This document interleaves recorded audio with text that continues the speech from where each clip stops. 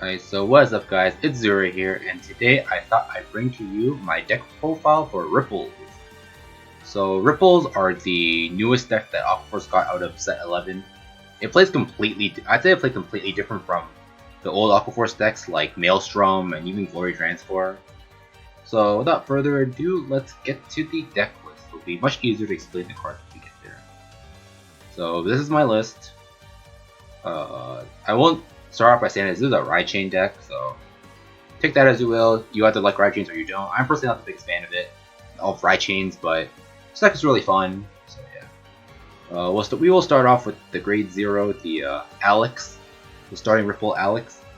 So he's the starter for the Ride Chain. So when the Grade 1 Ripple rides on top of him, you check the top 7 for the Pavaroth, the Grade 2 Ripple, or the Genovius, the Grade 3 Ripple, and add it to hand. If you don't find anything off the top 7, you call this out. So simple like new style Ride Chain, and then whenever something else rides on top of him, so you whiff the Grade 1, then you just call this out. So regardless, this card is still at least a bare minimum a Forerunner, so take that as you will, but you definitely do really want to get the Ride Chain off. So for Grade 1s, this is the Grade 1 Ripples, the Silent Ripples Sotrio. So his skill is, if you have the Grade 0 and Soul plus 1k, so obviously if you get the Ride, and you don't, and you find something off the top, and the Grade 0 stays in Soul, then he can 8k, and then when a Grade 2 other than the Pavaroth, the Grade 2 Ripple rides on top of him, you check your top 7 for a copy of the Pavaroth and ride it. If you whiff, nothing happens. So yeah, this is like a way for you to fix the chain in case you miss it. Yeah, really nice. Really nice. It's basically the Coral Chain. So if you know if you like the Coral Chain, you'll probably like those Ride Chain stuff too. Nothing much to say. The 7k booster. The fact that it is Ripple name doesn't matter because Genovius can sort it off the top on hit. So yeah, very nice. You play 4 of it. It's a Ride Chain. Obviously, you have to play 4 of it. Next, we play the new PGs. Play 4 PGs, obviously, but we play the new PG, the new Pascal. We play a new one because again, we are a Limit Breaker line deck. And this deck also doesn't, in my opinion, doesn't really have room for self-ping, so you don't really want to be held at 3 by crits and stuff like that, so yeah. That's why we play the new one. Moving along, we have the Grade 1 Brave Shooter. Let me find his name real quick. The Mercenary Brave Shooter. So his skill is front row rear guard. During your turn, if you have 1 or less other rested rear guards, he has plus 3k, so as long as you swing with him first or second, or first or second when you didn't boost with the other lane, this is a 10k attacker. It's pretty solid. It's a solo attacker, meaning that if you used Diamantes with it, and you swing into an intercept with this by itself, it still hits with this 10k. And since you only have the Diamantes tapped, it actually does power. So yeah. Pretty nice. It's like Splash Assault, but less requirements. Because you don't have to, if you miss the Diamantes, the Splash Assault basically is a vanilla 7k that can't solo swing. This thing can't solo swing even if you don't have the Diamantes. Yeah, this card's really nice. So being a solo attacker is also really nice for turn 2 rush stuff like that. And then next, the one of Penguin. Unlike the other decks, you don't really want to be soul blasting turn 2 with this. Let's say, because let's say you have the Grade 0 and the Grade 1 in soul.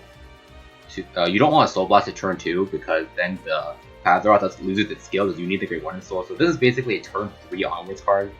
Kind of annoying in the deck, so that's why we only play 1 of it. Yeah, the extra draw is still nice. This deck doesn't plus too hard, but so yeah, so the extra draw is definitely nice from the Penguin. So that's the Grade 1s. So we'll start with the Grade 2s. Well, this is the Pavaroth, the Grade 2 Ripple. So his skill is standard Ride Chain stuff. If you have the Grade 1 Ripple in Soul, he gets plus 1k, so the 10k base on Vanguard. Assuming you go to the chain, of course. And then his other skill is when this unit attacks hits a Vanguard, you give one of the rear guards plus 3k.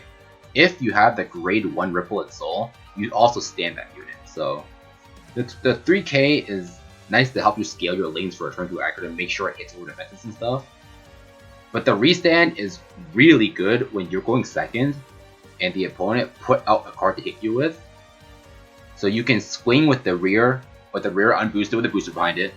Then you can swing Vanguard, this hits, give 3k power to the other side, to the rear that swung into the opposing rear, restand it, and then scale a lane properly and hit again. So this deck is really strong for turn 2 rushes. Sometimes you also just put down extra cards, an extra attacker to blank, so you can proc Algo's turn 2 for the extra draw. So yeah, that's pretty. This card basically just allows a really good turn 2 aggro that scales super well as well. And since it's part of a ride chain, it's a 10k base, so it's harder for the opponent to rush you early and scale. Yeah, the card's definitely really nice. This is, I'd say, in my opinion, the main appeal to the ride chain, because you get to rush turn 2 while scaling and with relatively low commitment. Yeah, I think this card's really nice. You definitely play it forward because it's part of your ride chain. Only downside is that it becomes a 9k vanilla later on, just the rear. But still, an interceptor still wants to interact with it. So yeah, bare minimum is a 9k intercept that doesn't do anything. Next, we play 4 of the Algos. So his skill is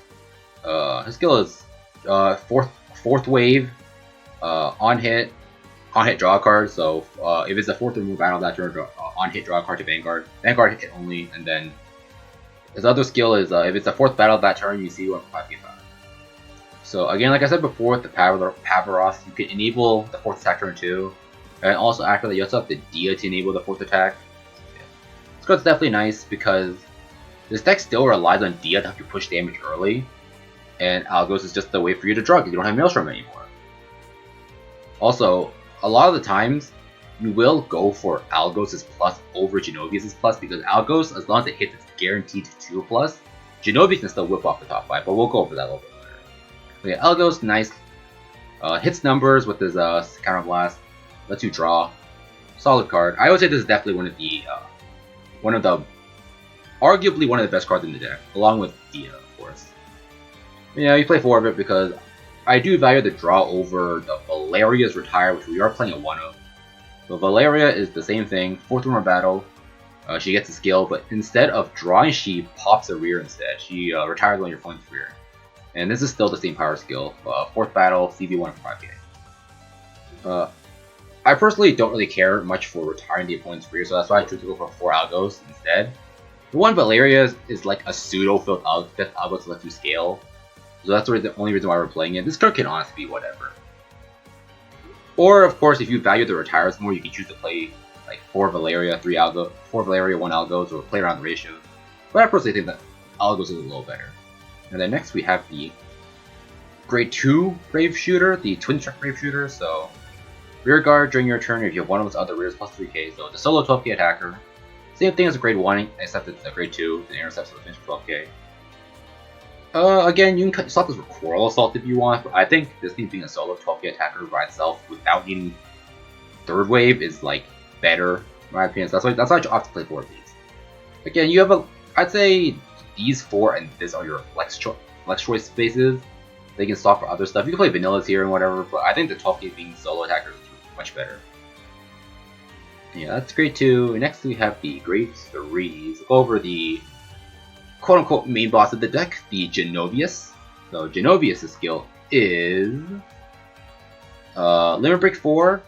When it attacks a Vanguard, it gets plus 5k, so you just need to Limit Break for that. So, and then he gets the skill at the end of the battle, CV2 and Persona Blast. A pretty hefty cost, if you ask me.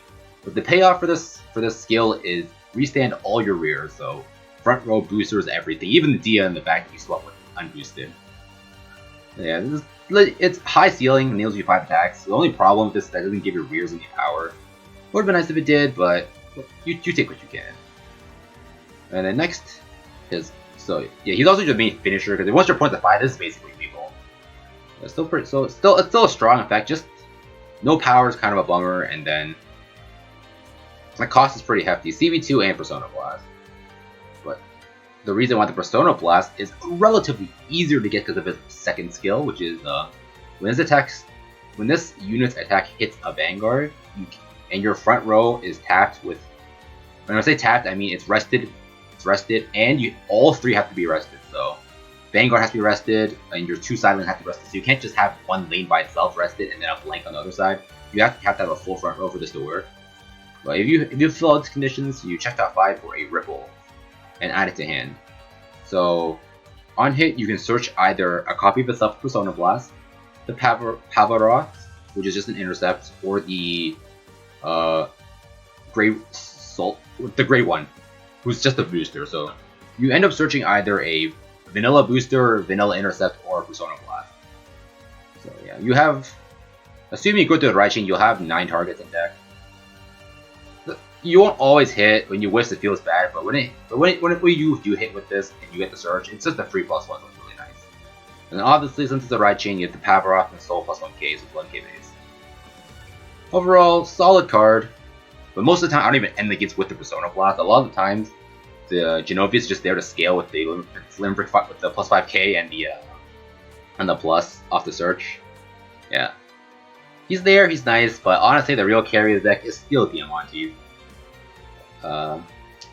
So if you don't know what he does by now, his skill is first wave, so first battle turn plus 3k, and then CB1 once returned to ignore intercepts. So if you played off course, you know how this works. Dia in front, something that can swing solo in the back. Dia, CB1 ignore intercepts, hit base, it's 12k attacker, swap, and then intercept, intercept to intercept, or front row to intercept, other wherever to intercept, and then whatever you want into Vanguard.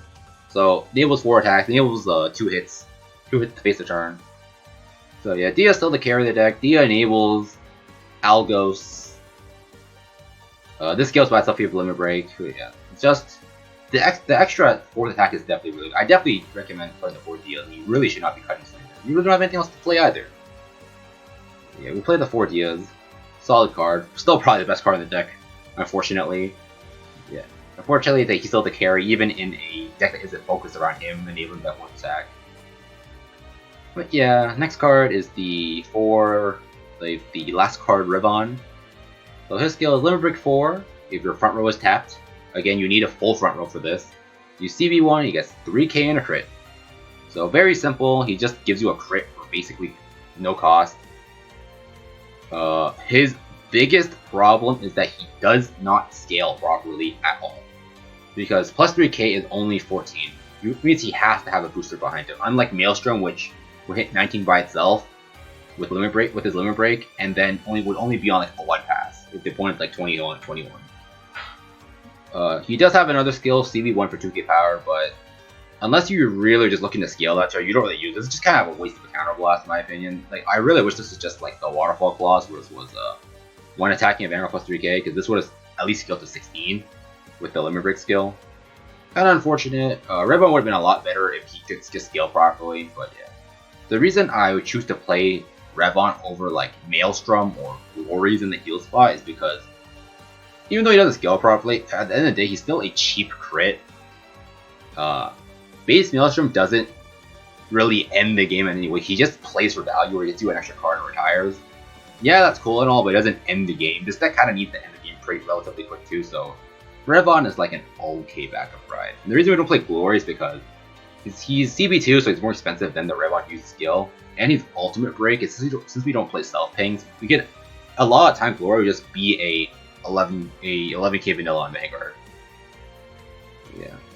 You can definitely choose to play around with these 5 flex spots, but I would just say the Genoviases and the Dias are mandatory for us. And then next for our final 1 slot, I choose to play Glory. Really, you don't really have. You can play whatever you want here. You really don't have anything else better to play too. And Glory can still cheat and win you games out of nowhere for no reason, because who knew crit and guard restrictor be strong in this game? Who knew? But yeah, the only problem is you're not playing base Maelstrom, so he is actually ultimate break instead of Limit Break 4. So yeah, it's kind of annoying, but I don't really think you have room for self things, because you do want to put boosters out early, so if you want self things don't scale properly with your grade 2s, stuff like that. But yeah, this is the list for Ripples. The deck is definitely a lot of fun. Good, I wouldn't say it's very good, to be perfectly honest. I do think Maelstrom's a little bit, is definitely like still the best build in my opinion. Probably followed by Glory, Transcore, and then this. But if you want something new to play with an Aqua Force, you don't want to play Maelstrom, this deck is definitely fun to play.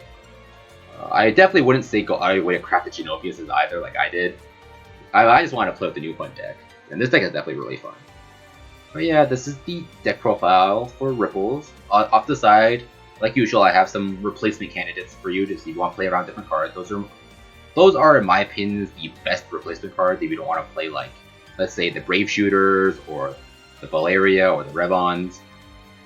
But yeah, tell me what you think down in the comments. Like and subscribe, all the good stuff. I'll have some gameplay for you guys now. And I will see you guys next time. Peace out.